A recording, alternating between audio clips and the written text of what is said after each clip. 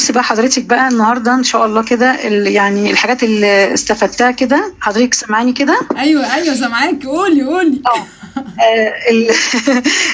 الفرق ما اللي استفدته، يعني الفرق ما بين تأنيب الضمير وجلد الذات، وان الاصل في انهي الاصل في الجسم ولا المشاعر، وازاي ان انا اقدر اعيش بصحة كويسة نفسية. وعرفت اول مرة اعرف ان المشاعر 4 حاجات، اللي هي الطمأنينة والقيمة والانجاز والحرية.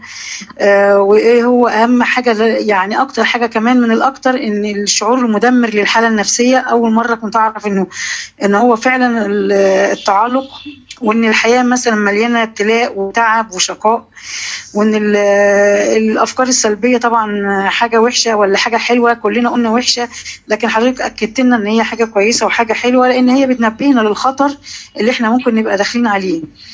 وان في فرق بقى ما بين الافكار والمشاعر والاحساس، وان الافكار بتاثر على المشاعر بقى علينا.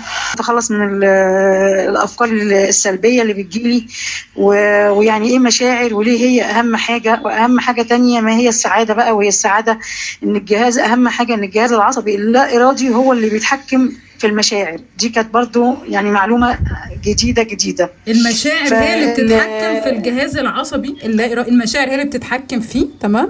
واهم العصبي اللا ارادي المشاعر هي اللي بيتحكم بتتحكم في المشاعر. برافو عليك. واهم 4 مشاعر، مش دول بس ال4 مشاعر يا ايمي، اهم 4 مشاعر اساسيه، مشاعر فطريه احنا كبني ادمين موجود عند دول اهم 4، لكن في مشاعر تانية كتير. هي جميله حقيقي ومليانه ودسمه، واللي مش هيكتب ويركز مع حضرتك تقع منه حاجات كتير. ما هو للأسف الكلام تقيل والكلام صعب، واحنا غالبا مش متعودين نتكلم في القصة دي ومش بنتطرق لها اصلا. وغريب ان في ناس كتيرة مشاعر ممكن يعني ايه ايه يا جماعة التفاهة اللي انتوا فيها دي؟ هنتكلم في مشاعر؟ احنا الموضوع اعمق يا جماعة. ده الاصل اصلا، ده الاصل. يعني انت بتتكلم في صحة جسمانية او صحة نفسية، او بتدور ان انت جالك امراض، ده امراض مناعية وامراض سكر وسرطان وقولون، وكل الامراض هي الاصل في المشاعر اصلا.